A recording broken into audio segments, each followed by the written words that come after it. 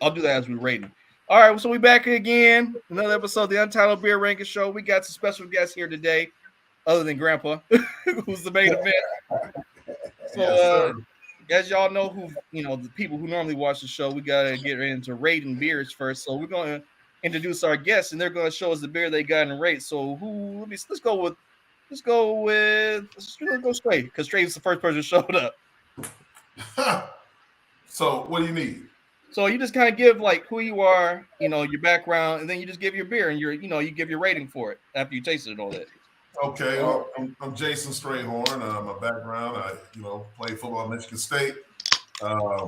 Been doing broadcasts for Michigan State football along with my cohorts that are with me right now.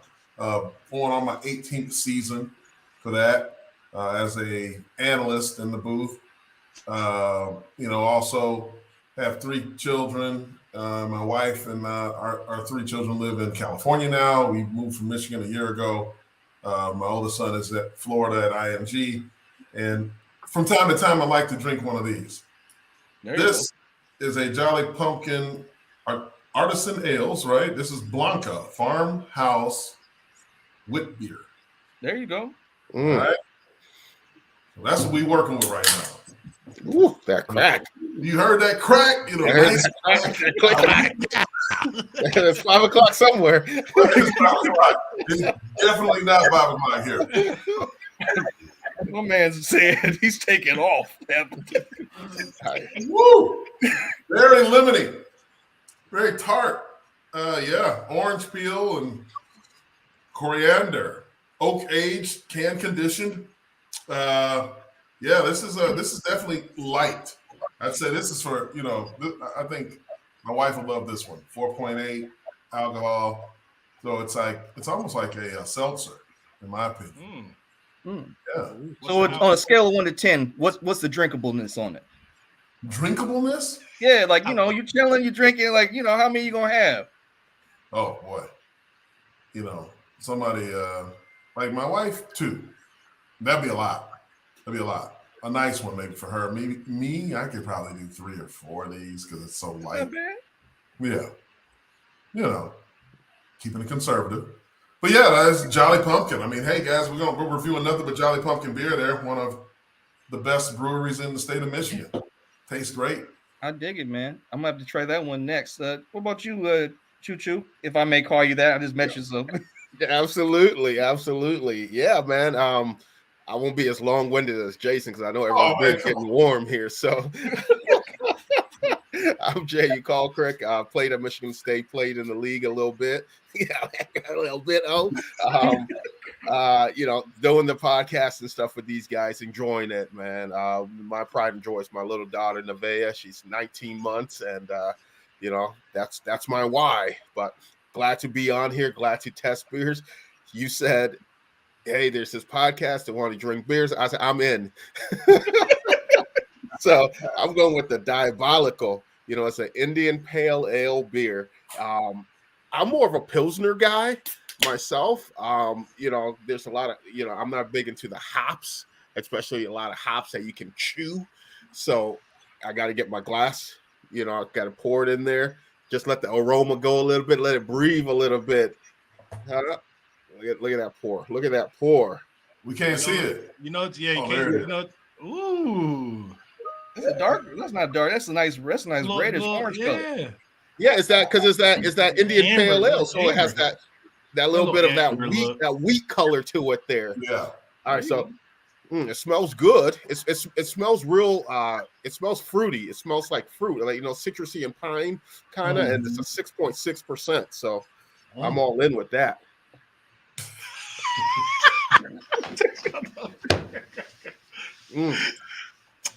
So this one here, right? Like I said, I'm a Pilsner guy, but if you're not a beer drinker, if you're not a big beer drinker, and you go to a brewery and want to fit in with the hipsters with the beards and like jackets like this, because I had to put my beer drinking jacket on today.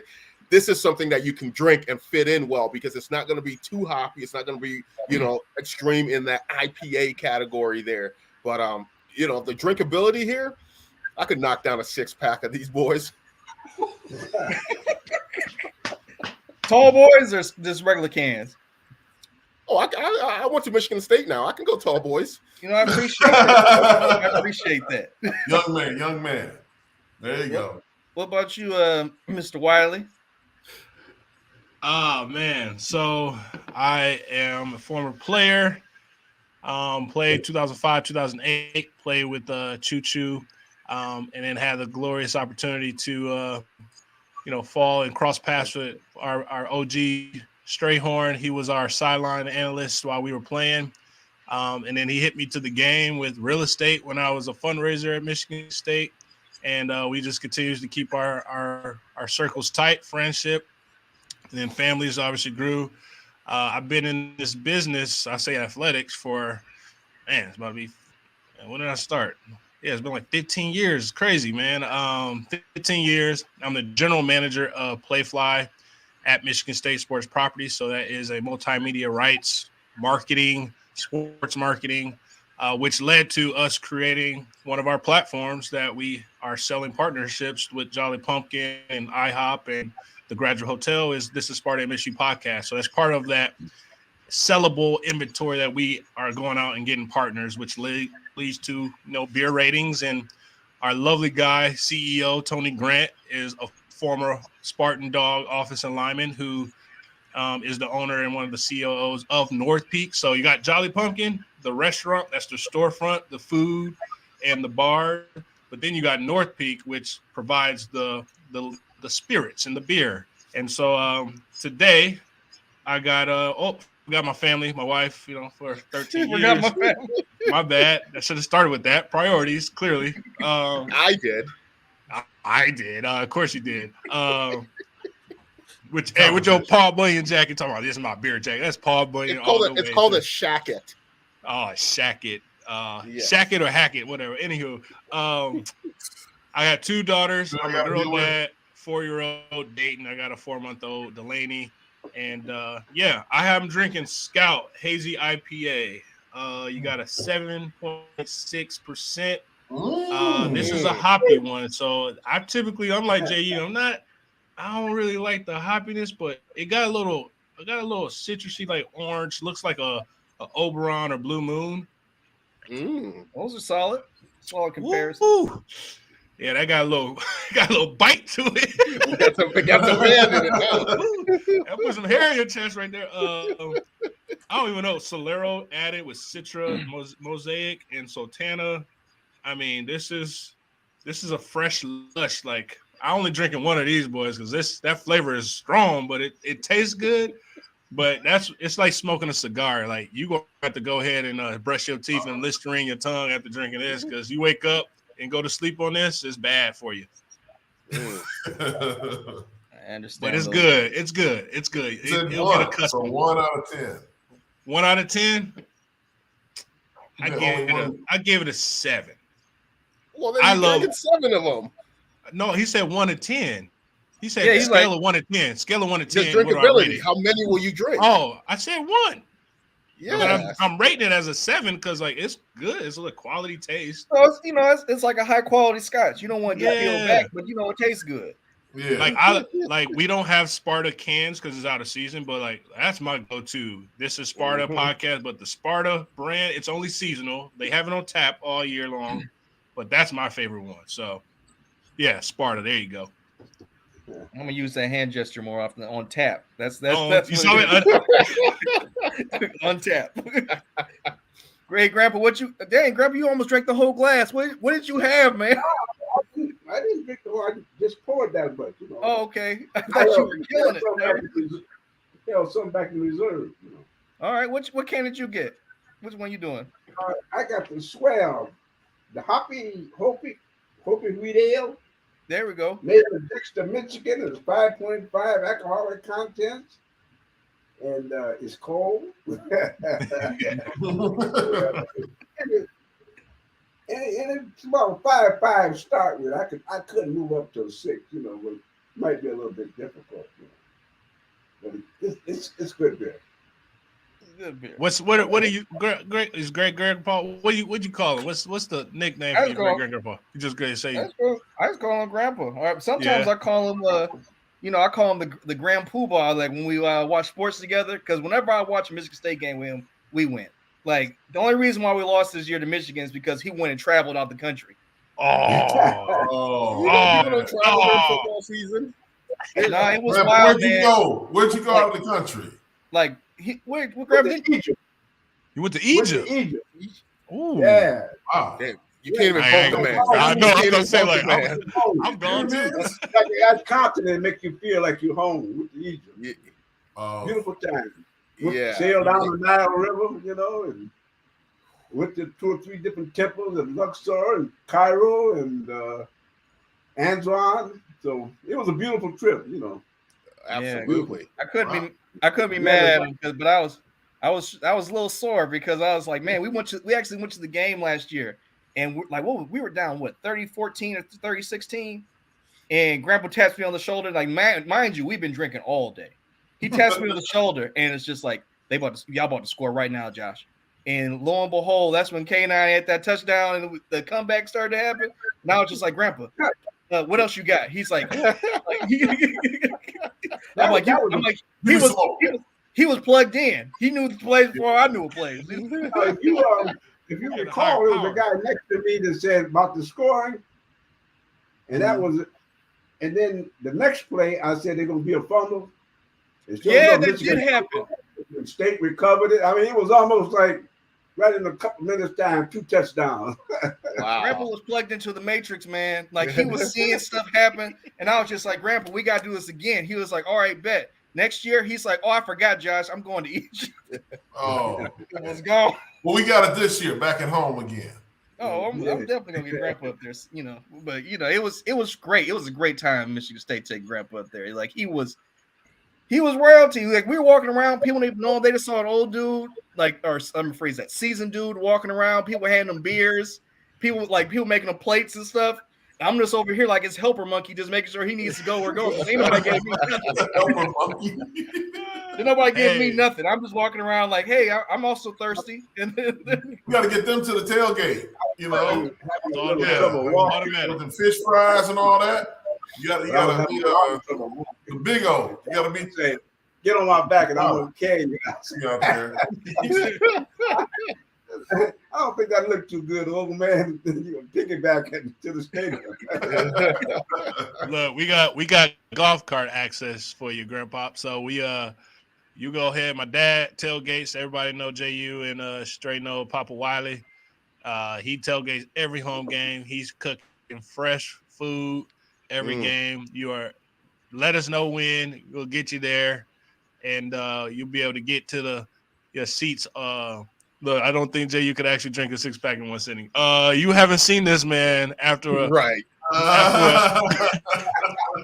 you haven't seen JU after a legit outbreaking game. He already is like at 6 o'clock. If it was allowed to crack it in the locker room, JU would have had that thing already sitting on ice. Right. Why you think I don't like night games? Man. I know. No need for fun. Man, I know. Give me that noon game. Right. But next home game, man, football season, y'all let us know and we'll get it right, get it tight, man. Get you tickets and we'll also come in and tailgate, have a good time. Oh yeah, we'll bring some libations with us. Absolutely. That's all we ask. Don't show up empty-handed. You gotta go live from the tailgate. It could be a fork. It could be a fork. It could be anything. Just don't show up empty-handed. We're walking by people's tailgates and people will hand him small bottles of Hennessy, like, oh sir, do you need something to drink? Because their hands are empty. He had like someone handed him a small bottle of Hennessy. I remember some lady made him a plate of food and handed him a beer. I'm just like, we never gonna make it to the stadium at this rate. Right. Oh yeah. No, nothing wrong with that. That's that. Getting a hen dog. East Lansing hospitality. It's the best hospitality. Well, let me rate mine before we get into some questions. So I got the last Jolly Pumpkin. This is the Artisan Ales, Ios Saison. Please forgive me if I said it wrong. Wild Saison. It's what does it say? Rose. It says what's a rose hip? Rose hip, rose petals, and hibiscus. So this is one of those highfalutin alcoholic drinks, but it's gonna go down smooth today. Look at that pour. Look at that. Look, that's like you're supposed to apparently you're supposed to pour it straight in, not like slowly, because obviously it lets it breathe, and then that's where in the stomach wise, I watched the signs of it. Basically, that's why you don't get the bubble guts or like the filling sensation because it's already being exposed in the cup. So JU, I saw you go slow. You drink that, that's when you start getting the bubble guts. But you go straight through, all that oxidation just starts to explode, and you drink it. Well, he's like, I don't care. I don't care, man. JU said he was drinking for speed today, so that's not even going to be his last one. I'm not drinking for speed. I'm just drinking for drinking. I took a half a day for this, so I'm all in. See, that's the type of commitment from guests that we like to see. Yeah, man, it looks like it's a fruity beer though. Like, what is that? It kind of tastes like a. Have you ever heard of like a sour? Yeah, it's one of those. Yeah, it's very fragrant. It smells good. I mean, I'll tell you this: I probably only drink one of these because I'm not really a sour guy. But it's not sour in the sense that you feel like it's bitter. It's more like if you like ate grapefruit straight. That's kind of what I'm reminding it of. So if you like grapefruit and things like that, you'll love this. That's a very like Valentine's Day kind of beer there. Valentine's Day beer. Hallmark holidays, man. That's a Hallmark holiday. Hey, I'm with you. Hey, I understand, but now that I got you guys here, man, we actually got some questions from people from a few groups who are like, I told everybody you're gonna be on. Like, oh my god, we got these questions. Hopefully these aren't dumb. So here's one of the first ones, right? Just to get things started. So how do y'all feel about the new D-line coach in that situation?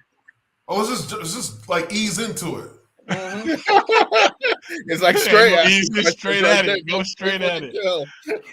Because I'll make it easy for y'all, man. Like when I heard about like getting the chance of Kevin Vigorson being the dude, I was just like, everyone seems to love him. I definitely like I'm down if the players are down, and then we get somebody else, and I'm just like, I don't know what to think. So like, how do you like? You don't got to say anything like crazy about it, but like, how do you guys feel about that in the process as someone who like maybe wanted someone different? How you think about this guy coming in? Like, obviously, I'll say this: as fans and people who watch Michigan State, we want everyone to do well. So it's not one of these things where I'm not well wishing somebody. Right. Obviously, I'm just asking people's honest opinions about it. Well, I'll go first, and I don't think it's any secret on this platform here or on our show. This is Sparta MSU on our podcast. There we talked about and we rallied around Vic getting the gig for it because he's a guy that we've been around, we played with. He played at the next level. He's back in the coach. He's paid his dues, for coaching, and he loves being at MSU. He has that attraction of getting people, these recruits. He builds a rapport and relationship with them. So I was all in for Vic. It's disappointing, that he didn't get in. One of us, a Spartan dog, one of us didn't have the opportunity to get in the program and be part of what we were there. But like you said, we're all Spartans here. Someone else comes in, we're going to embrace them. They're going to be Spartan dogs now. We're going to embrace, the new D-line coach. He's going to be one of us now. So hopefully, things keep moving in the right direction. He brings in, recruits stick around and players stick around, and, we can move in the direction that we want to go, and that's winning national championships. I like to hear. Look, listen, I don't know why JU always wants to go first. He always gives the full mic drop, and then we got to legit come through and figure out. Because if you don't, Otis, you're going to give the mic drop. And then look, the best part is Strang then eloquently puts both of our stuff together where it's like it's broadcastable, like it's friendly to broadcast. For me, I was thinking about this, right? I was conflicted because we had this opportunity to talk about this on the show, and we want to make sure we keep it in the light of like we're supporting, right? We're supporting. Another one. DJ Khaled, another one. Look at him. Hey, what's the name of that show again? Just so people go. You talking about that Billy Sheldon or the Billy Sheldon? Blake Shelton. You talking about our show?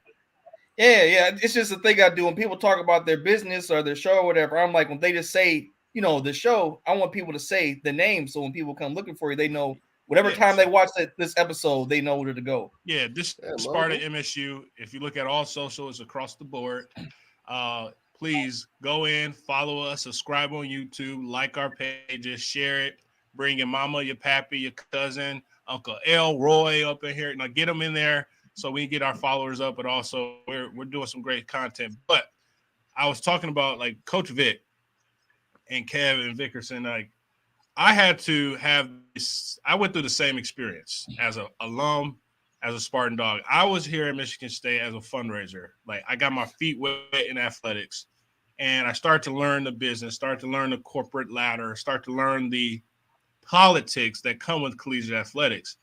And I wanted to do a lot of different things. I wanted to become an athletic director. That was my track. That was my journey. And quickly, you start to see things where opportunities weren't gifted to you or weren't awarded to you. And it was like almost like you got to prove thyself, or you got to show thyself approved, and you got to basically earn your stripes or go through the games to then get the respect versus, well, my pedigree, my resume past before this brings the clout. And Coach Vic and Vickerson, that's what he's going through. I had to leave Michigan State to go down south to Southern Methodist to truly kind of get out of the nucleus. It was almost like they took your loyalty for weakness. Like you should be grateful you're coaching or you're working for your alma mater. And I feel like that whole stigma, and as you can tell, I'm a guy, I gotta analyze before I give you a full thing. I didn't have these thoughts when we went over this because I was still kind of, I was bitter. Like I felt what he's going through. So now 7 to 8 years later, I'm back on campus. I have a different mindset. Like I got the experience, not because they told me I needed to do it, but I feel like it's a God thing, timing where, what was for me, and it enabled me to get the experience and then to come into a role where I have decision-making power and ways to do things like influence This Is Sparta and digital and like make this thing a brand recognition opportunity.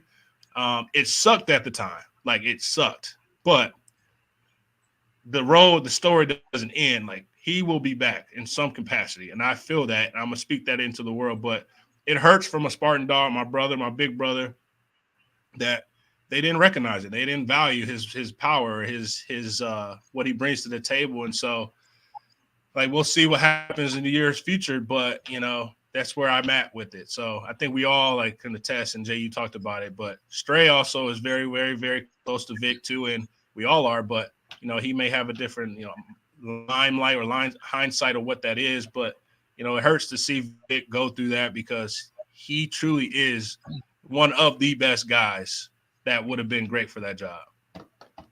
I'm going to say, man, I'm going to add to that not because I know Vic, but because what you said kind of spoke to me, because you're talking about, I'm big into prayer, speaking things to existence. So, I mean, you're going to be an AD, man. That's going to happen. That's still going to be it for you. Because I love to be. I'm good, man. Listen. I learned going out of this whole nucleus, out of my comfort zone, out of something that was very comfortable. I learned quickly through, trials, tribulations, and learning this business that, this is a God prepared me for something bigger and greater. And I'm able to be external, but also work where I'm internal, but I'm at a different level and mindset of, that's no longer my goal. Like God changed that for me, trajectory, right?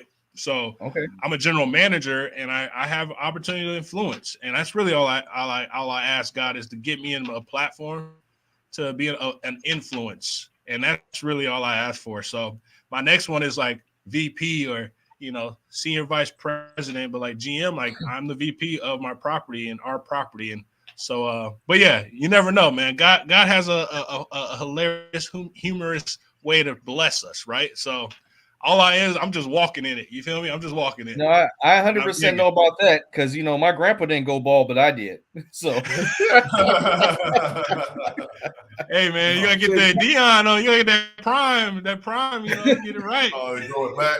Oh, I'm gonna get it shaved off those. Oh, he's gonna get that Carlos Boozer. We call that the Beijing, man. You get the dye, the spray.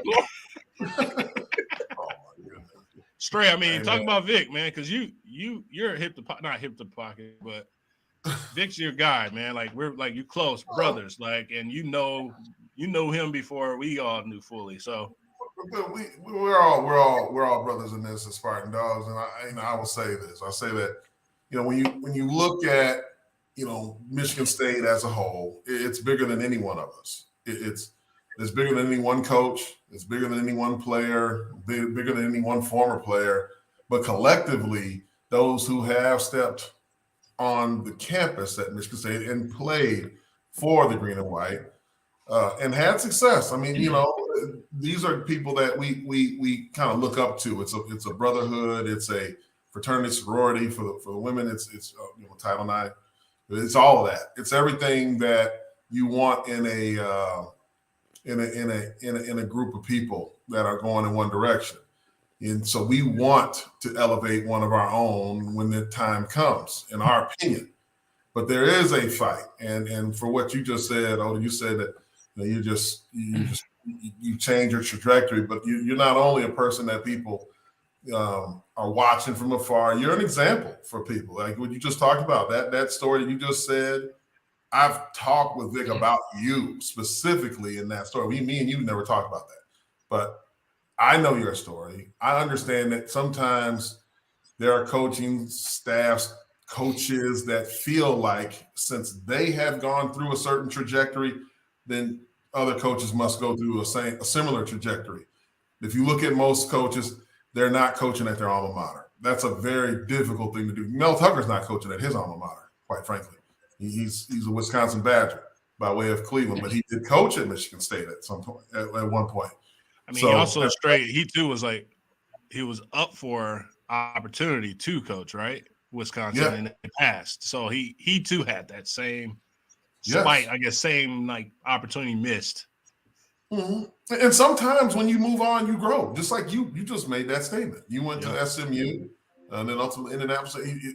You grew through things when it didn't really feel good to do it. So I think, there is a fight of like what we would like, what feels good to us and what's really good for us. We don't know, we don't see what's going on behind the curtain every single day. We know what players feel. We know what individual coaches, and we know what the message is from the top. We understand what's going on there. So there's a little bit of a inner battle there.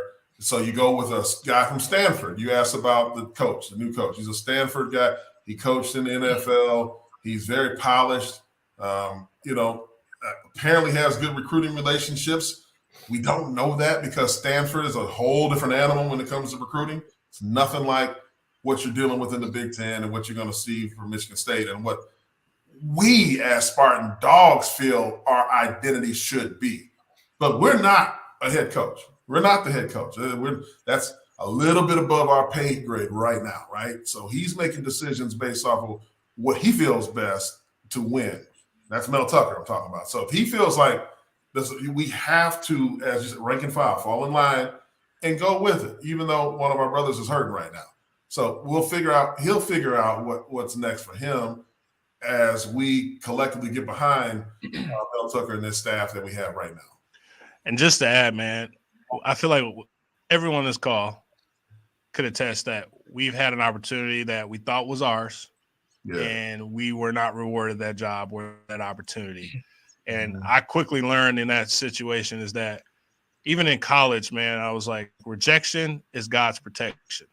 And like I said, if I didn't go through that, I wouldn't be in this industry of multimedia rights and marketing. I would have still been in fundraising and, not say I was miserable, but I wouldn't have been able to truly grow. And so, God rejected that, but he also protected me. He put me on a different path. And so, I'm all praying. I've been praying for Vic, but also understanding like I had to go through it, man. You got to go through it, but you also got to say, hey, it is what it is, and I'm gonna land on my feet, and whatever I touch is gonna be blessed. So it's all good, man.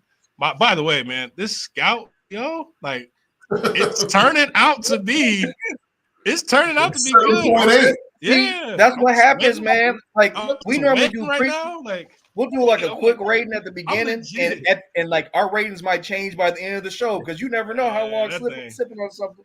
I gotta say though that scout might got dropping some gems today. He's I was writing down 2 of them. What he said, loyalty. I said one. We said rejection versus God's protection.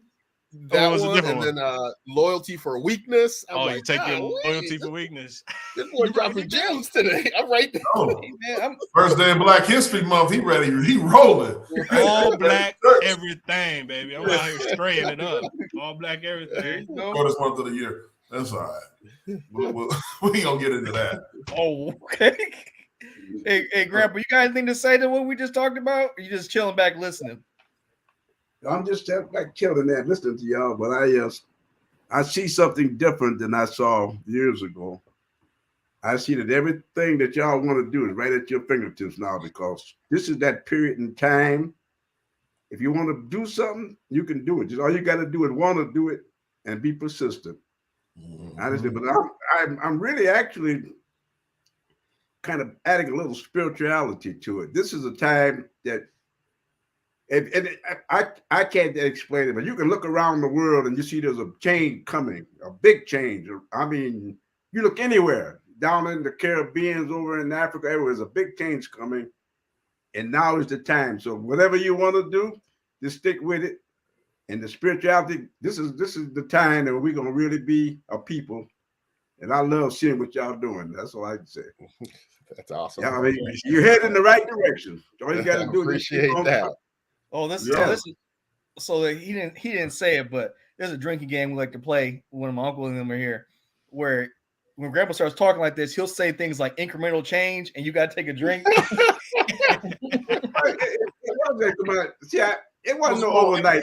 I'm looking here from the time that when I was going to school, and I can't remember anybody back in the 40s, maybe 1 or 2 people that went to college.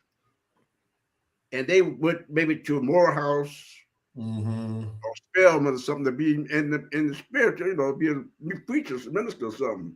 And then all of a sudden, the South opened up with the black schools, and I saw it vividly. I mean, what happened? Because kids in the South at that particular time, they start coming north. And if you check and find out about 1950, all those kids that got their education in the South, because here in Michigan, it was a different story, So they came in from the Tuskegees and the Morehouse or the Howards and something. They came up here and they were able to get a job because the job just began to open up. Right. And I'm seeing the results of it now here, and I love it, Man, now you're gonna put something in my spirit now. I'm on it. The only thing you gotta do is keep going. Absolutely. Keep going. All 3 of my uncles. All 3 of my uncles are Morehouse men. So Oh yeah. Really? Yeah. We had one particular person from a reverend with the Morehouse, but out of our whole community at the time, this was back in the 30s, 40s, you could count the people, So it was kind of difficult. You could get an education. I'm gonna give you a perfect example of what I'm trying to say. If you were in the South, when you wanted to be a bricklayer, you could be a bricklayer. You came up here in the North, they won't hire you. I mean, they won't teach you how to lay brick, So people came from the South with a skill.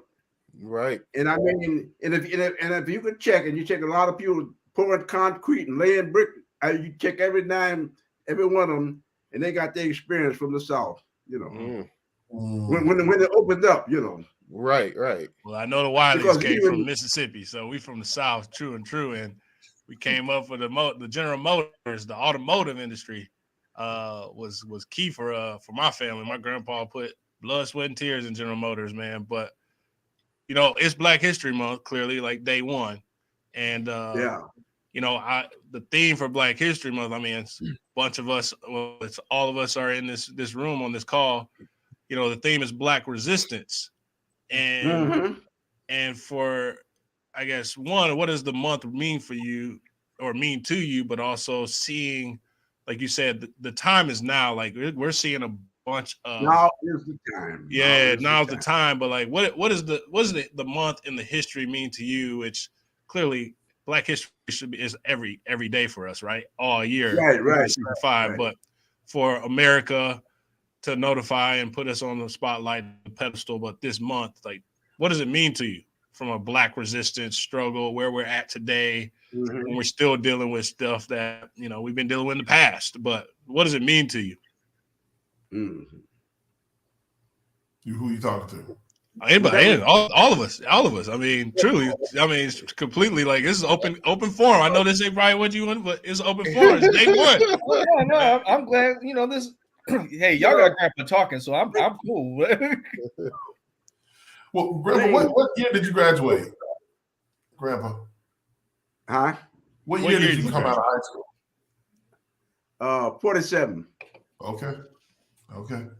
That was things had not begun to really open up, but I do recall in my time that there was, in fact, my neighbor, if I recall, was a Tuskegee Airman because he got his education at Wayne State, and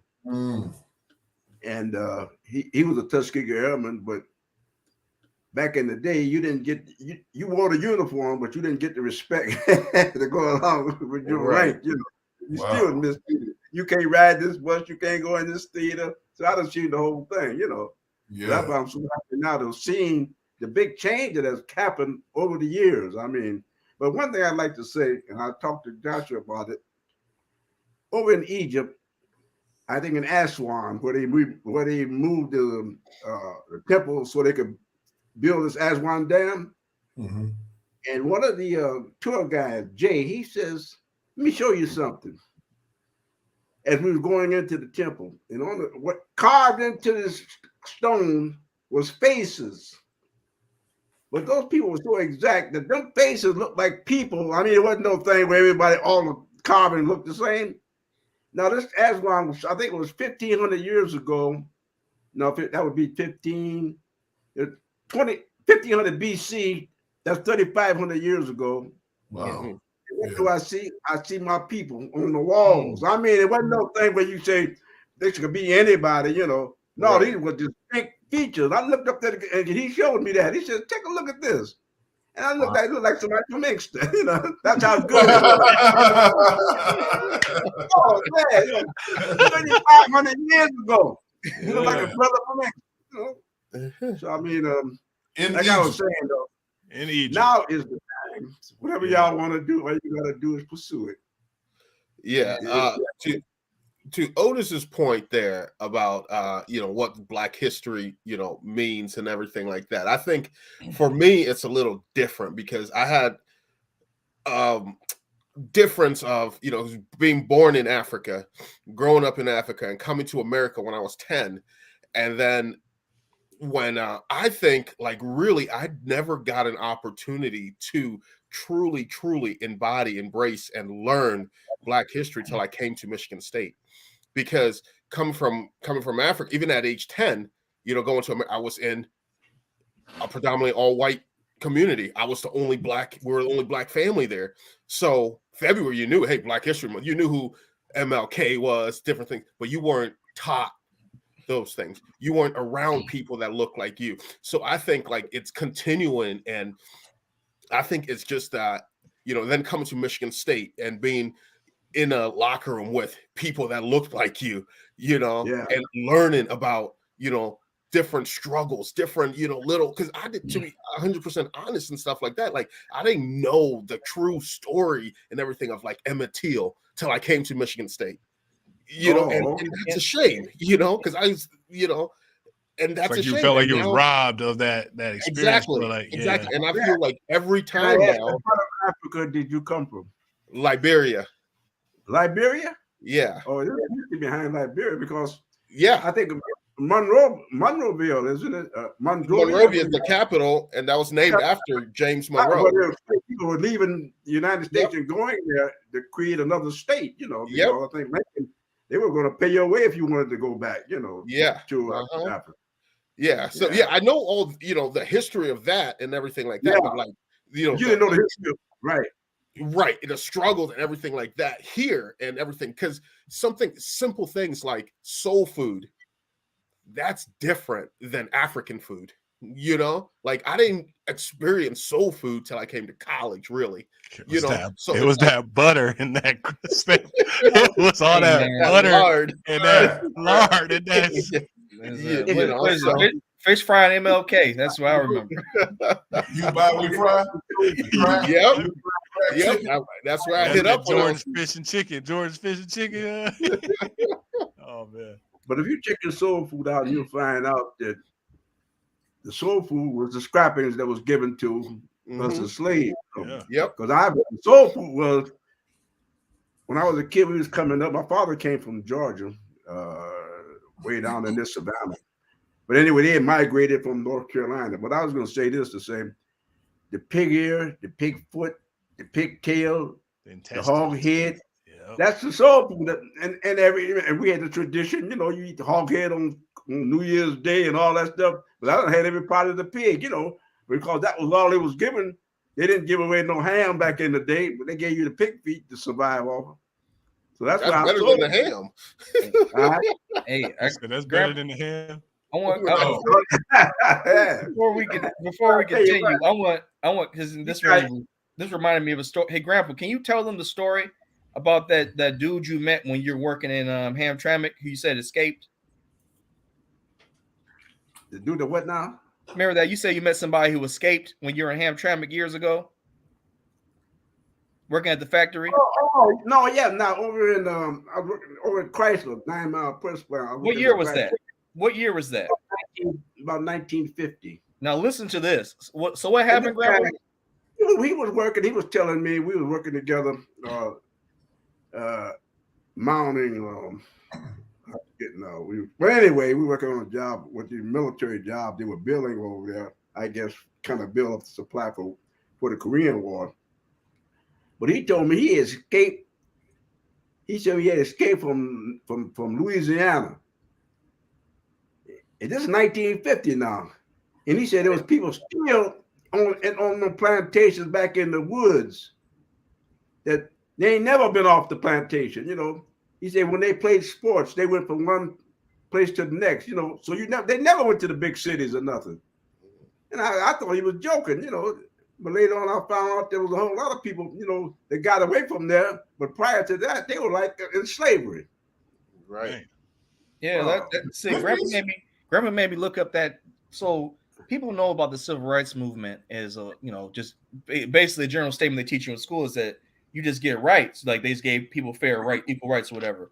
What it really did was end the black laws in the South, which it did. You were no longer. So when slavery was ended, when Abraham Lincoln and them signed the Emancipation, after he was assassinated and the president after him came, he took back the reparations that were given to the slaves, gave it to the slave owners. So each slave owner got between $800 and $2,000 per slave. And in addition to that, the black laws were made, which meant you were no longer an indentured servant to one master. You were subject to any white person at any given time. So that stuff, and that's what happened in the 60s. And the 60s was to abolish those laws as well. Mm-hmm. So you were truly never free until So civil rights was back in the day. Well, Haiti at the time, when they freed themselves from the French, they wasn't free for a couple of 100 years. They were chattel. They had to pay for their own freedom. That's why Haiti's in debt to France now. Right. That's right. That's what it is now, because they said even though you freed yourself, you were chattel. You belonged to somebody, and until you pay for yourself, you're a slave. Mm-hmm. You're a piece of chattel, somebody's property. But the way they enforced it was they put a naval blockade around Haiti.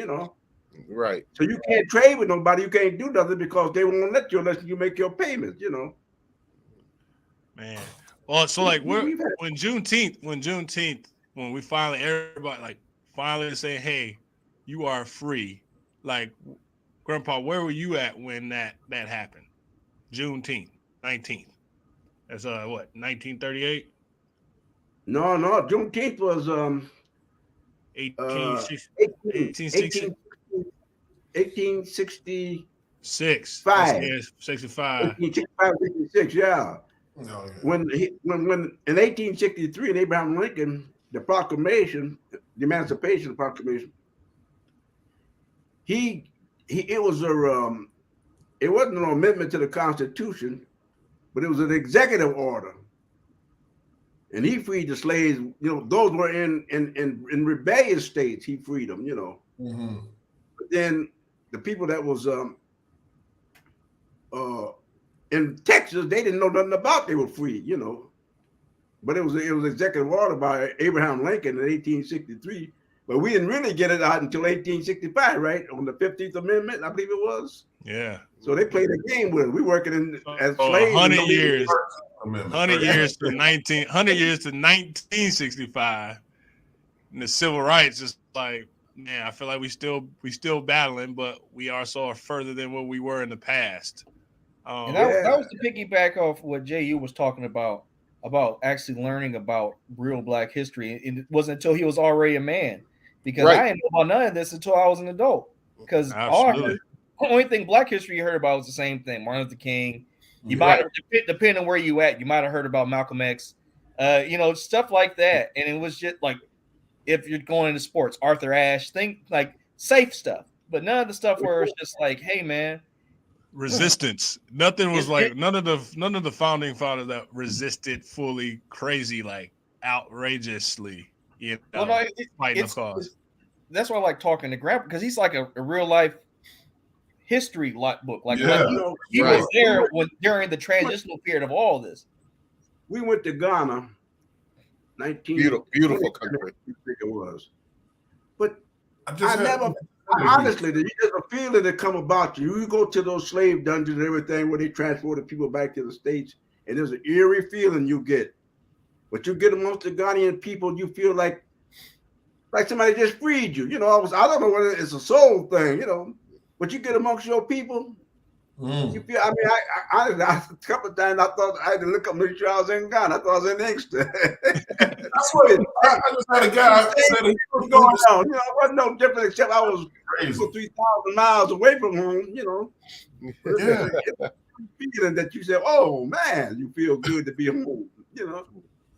So I literally just had a buddy of mine that just got back from Ghana, spent 2 months in Ghana, and he told me that same thing, that it's beautiful, that it's like being it's nicer than Detroit, he said. He said, yeah. Like, man, he went on and on. I mean, I talked to him just yesterday. I'm from Liberia. I'm Liberian through and through, but Ghana, if you're going to Africa, I say you got to make a stop in Ghana. It is and if you want to truly like take in the beauty of Africa, the beautiful people of Africa, the lifestyle of everything that, Ghana is where you want to go. It is absolutely beautiful there. Yeah, I went to Juan Nkrumah's grave. They had got where he got him buried. And I went to W.B. Du Bois. And this is something I think so often of. Went to W. Du Bois, had a museum there. And Freddie, he's the one that got the Urban Intellectual, got a lot of those Black culture cards, that they be selling. But anyway, we came out of one room and I looked on the wall at W. Du Bois Museum, and what do I see? A whole room full of nothing but Black women leaders. I mean, there were chiefs and everything.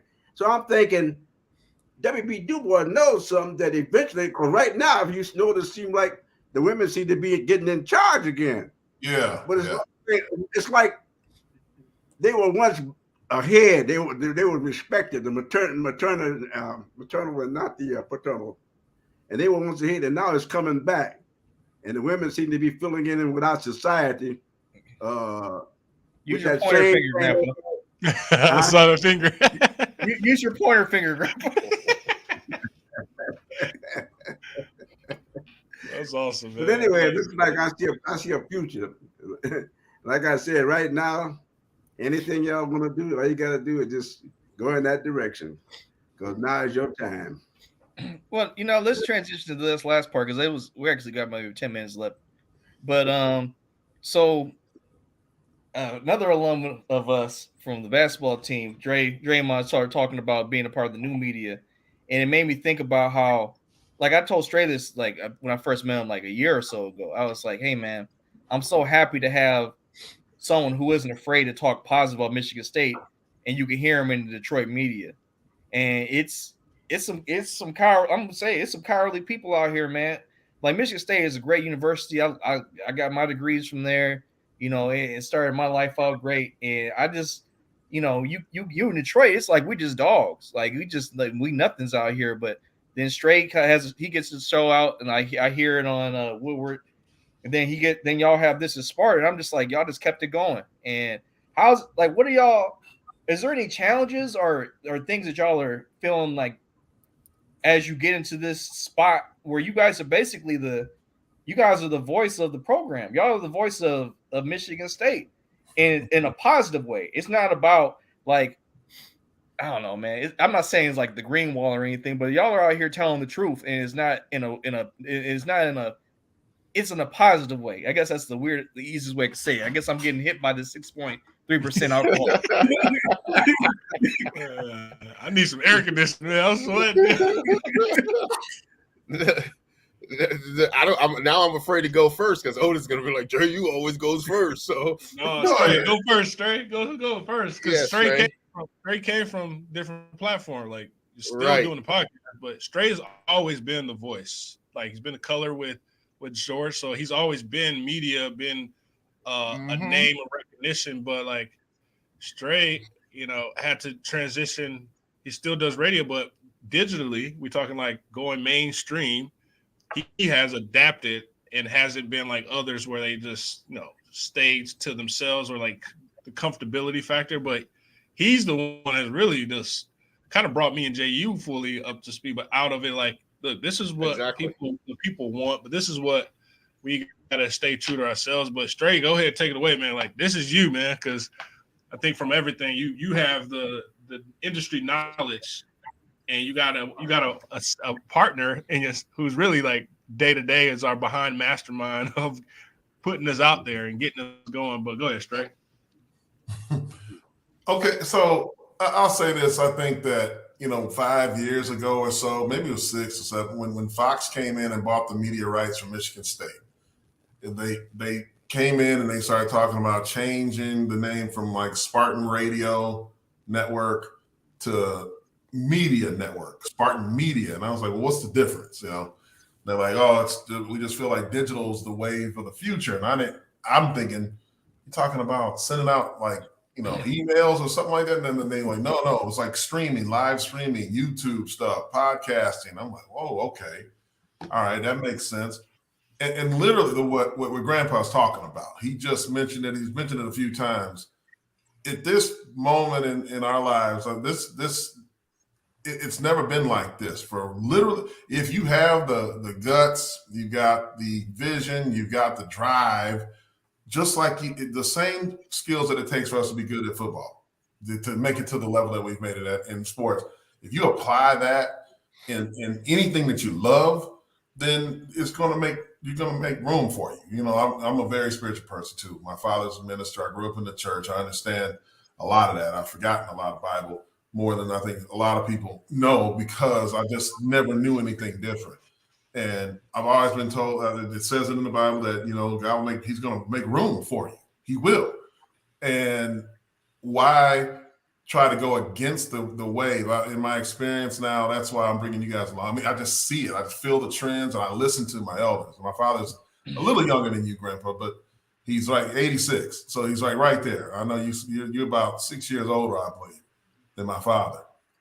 So that wisdom, my father being one of the youngest of 10 in his family, I got a lot of older people around me. So I'm like following the trends. And when you talk about the blue wall, Josh / Sean, when you talk about the blue wall, like that's stuff that is entrenched. You're talking about, prosecutors, newspaper people, media people, all those people. Those are those barriers that can kind of kill us. Coaches getting less games than kids you know. Yeah. I mean, that's a different system there. But like the whole network barrier of entry that used to exist, that means like, okay, if you want to work for ESPN, you got to be selected by ESPN. If you want to work for ABC, they gotta, there's a process. You got to know people. In Hollywood, similar. You got to go to guys like Harvey Weinstein in order to get to. Now there's no barriers anymore. That's why you're seeing these people pop up out of nowhere, and you're like, oh, it's overnight success. It's not really overnight success. That's whatever their gift is. People like it, and the word gets out. You got to be good at the algorithm. We talk about that a lot. Whatever that is, right? I think that then your popularity will only grow as long as you're doing things from the right place. Like last night, we issued the first NIL deal on our show, on our platform. What's our show called? What's the name of that show? It's called This is Sparta MSU. You go to YouTube or any of us. Next time you come to Detroit, JU, I got you, man. Hey, absolutely. I'm 20 minutes away. I'm 20 minutes away. Make it happen. Down the road. That's it. You got to hang. It's a good time. But yeah, man, like, you look at all that. You say, look, what are we going to do, man? Like, I just feel like, it's time for us to just build on this. Like the platform that we have right now is the future of NIL. It is. When you talk to people that are in the know on a national scale, doing what we do, in order for this to get more uniform, they're going to go through IMGs, Learfields, and Playfly. And people don't really know those names. They're not household names. But those are the media rights holding entities for all of these colleges around the country. Those entities are the ones that can attract the corporate sponsors. They do on a daily basis anyway. Those corporate sponsors, one day that light bulb, it's happening right now. We're seeing it. They're starting to say, you know what? Why?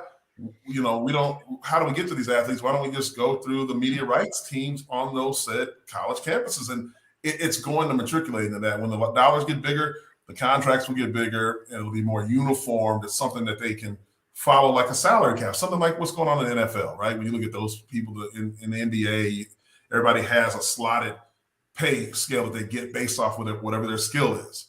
That clearinghouse, in my opinion, will be where we are now in the digital media platform. And that's what Grandpa's saying. Stick to it, follow it, and success is going to follow, in my opinion. You're changing lives, you're helping people. If you lead with that, I think, all the other stuff's going to take care of itself. But that's my 2 cents. Yeah. I know we're running out of time there, but I want to jump in and add a little thing there.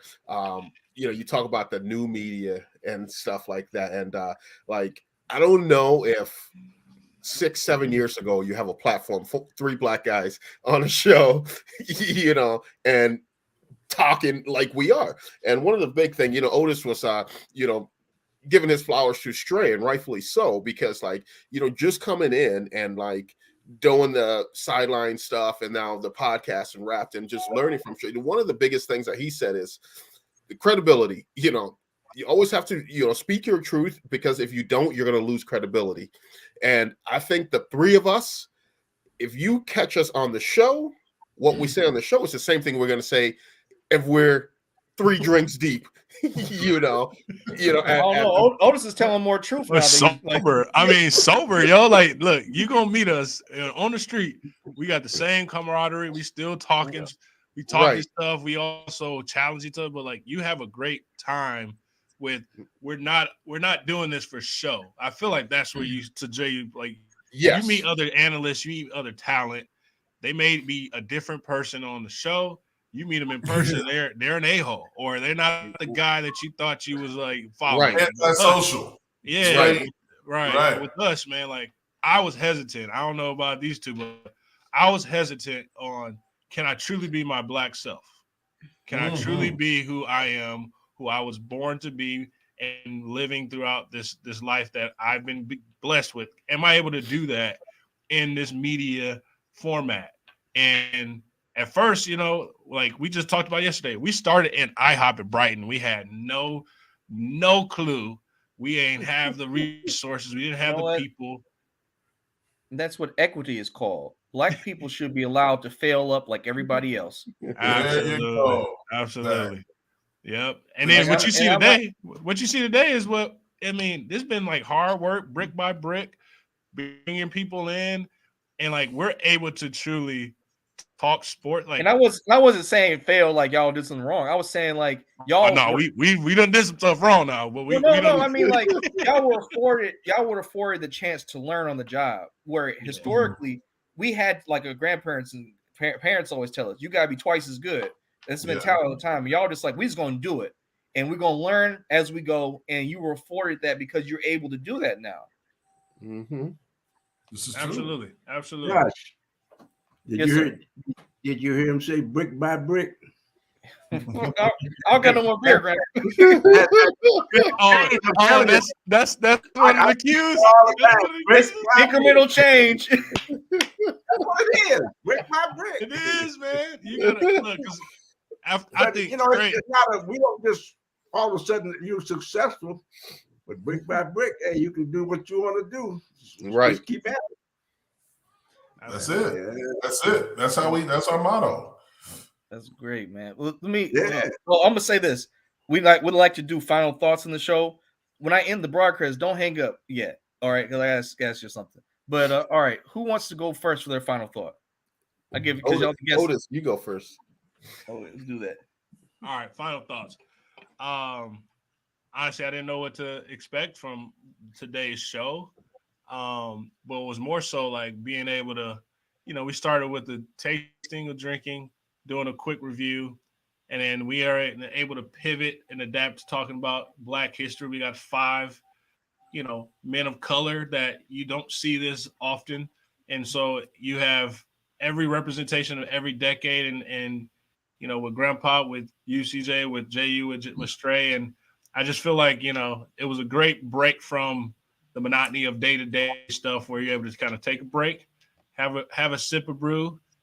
Thank you to North Peak Brewing Company. But this was a great thing, man. I'm glad that you started this with your grandpa. It almost made like I got to call my grandpa, man, after this. But hey, man, I got to come and kick it with you, man. Go to Flint and able to kick it with my grandpa and just sit there and just listen, man. Like that's where, you take for granted is the opportunity that busyness comes with life, or the life is busy. And, you got to always kind of set yourself and be able to go home and enjoy that while you're still here. So kudos to you and your relationship, and it just shows the love and that you have for each other. But I'm happy to be a part of this crew, and this is Sparta MSU, and you inviting us to drink some brew. So cheers to that one. Yeah, I thought that was Otis. He gives that mic dropping statement. Now I got to blabber, and then Straight's gonna wrap that bow on it there. But just similar to Otis, I didn't know coming out to this what it was going to be. If it was going to be Q&A. I love the fact it was a conversation. Where it's conversation flowing, and I also love the fact that I learned. After that, I learned a lot. Listening to Grandpa there, and just. Hearing his stories, hearing about, going to Egypt, seeing the drawings on the wall and everything like that. And, I just, I want to encourage people who are out there watching, listening. If Grandpa said it best, everything's at our fingertips right now. Mm-hmm. If you want to do a show, if you want to do your own thing, go ahead and take it. You can fail, you can do whatever you want to do. And, this one buddy of mine, we're talking to him about putting together an LLC. He's like, hey, I have a lot of practice doing LLCs because I have a ton of failed businesses, but he keeps going and going and going, keep it up. And he finally found one that's successful for him, and he's moving up, but he's learned from those things. As long as you learn from your failures. But, this platform's great. I appreciate, you guys having us on. This is Sparta MSU crew coming on here, and just sitting back kicking. And I love the fact it's just conversation. Like we're in the barbershop, and everybody knows that. Well, maybe because you don't got the hair right now, you are straight. But when you're in the shop, that's your sanctuary. I call a barbershop a black man's country club. You can go there, you can get everything. You can get, it's your bodega. You can get the word of the day. You learn, you get everything there. So I love this platform, and that's what we try to create on our podcast as well. Right. I mean, Well, look, these guys have said it best, but I just will just say start and end with thank you guys. I mean, we really appreciate this. This is a great thing that you're doing. Shout out to Playfly for sports for seeing that this is Sparta's vision and supporting the creation of the show. I love that. That's true. Shout out to Playfly Sports. That's absolutely. And without Otis, who knows? This is it's right. We know. Yeah, we there's nothing we can plan. And I love that. I love the thing with Grandpa, you talking about the brick by brick, the stuff that you were saying, Otis. Brick by brick is how we built this thing, and it reminds me of the term, the aggregation of marginal gains, right?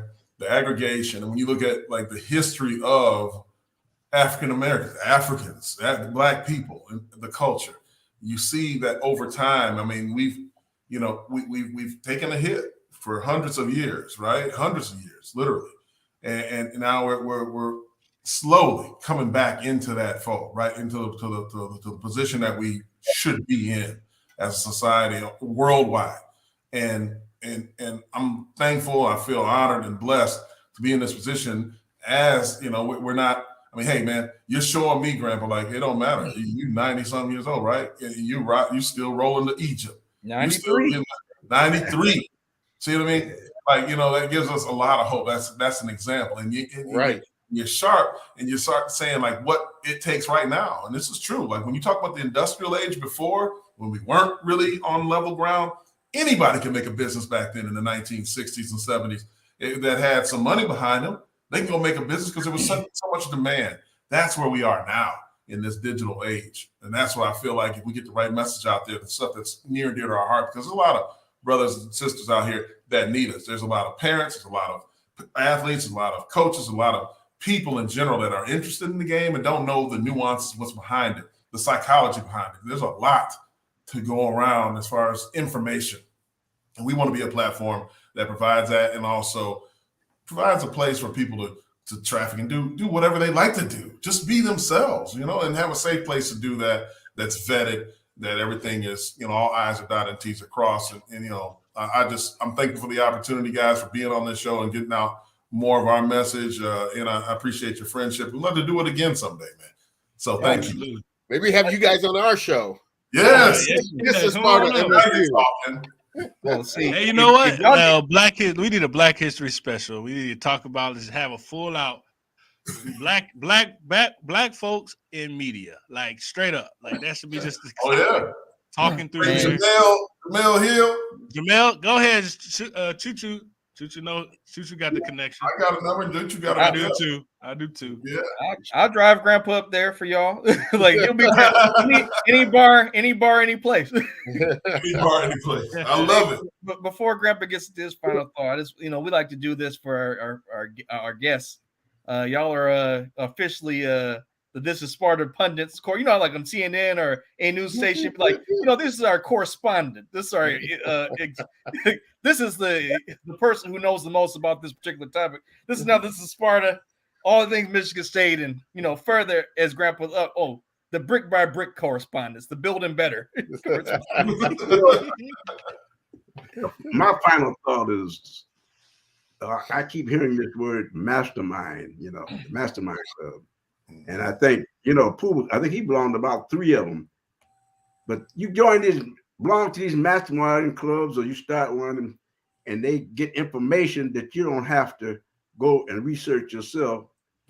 And that gives you that step forward, that you need, But it seemed to be the reason this incremental change, reason we moving so much better now is because everybody belongs to that mastermind club and somebody's passing some information which might have took you a couple of years to get it right off the bat, by belonging to these mastermind groups, I just love it. I just wish I wasn't so old. I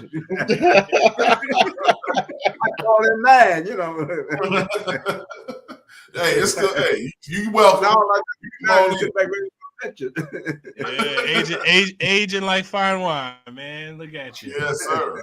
Well, like I said, don't hang up from the thing yet, but thank you guys for coming on. This has been excellent. This is probably like one of our most fun shows. Y'all have brought a smile to Grandpa's face, and that's what just makes me happy because, this is kind of what we do. We just talk and stuff, and I just to see him so engaged and just just willing to do all this is great for me, man. So I just thank y'all for doing this. This is great. Oh, And appreciate it, man. Definitely. And for anybody looking, I've had this up for a while, but go to their what you say, Twitter, Instagram, and what's the other social media? Facebook and YouTube, even TikTok. But you definitely YouTube is where you can interact with us live on the show, and we'll respond. You ask questions, So we're live Tuesdays and Thursdays, 8 p.m. Eastern time. Tuesdays and Thursdays. So tune in. Yep. You don't know. You about to have Grandpa on YouTube. Yep. The people's chair. There you go. But anyway, to wrap up the show, this is the Untitled Beer Record Show. We've been doing this for 3 years and some change now. We'll see you next week. We don't know who we're gonna have.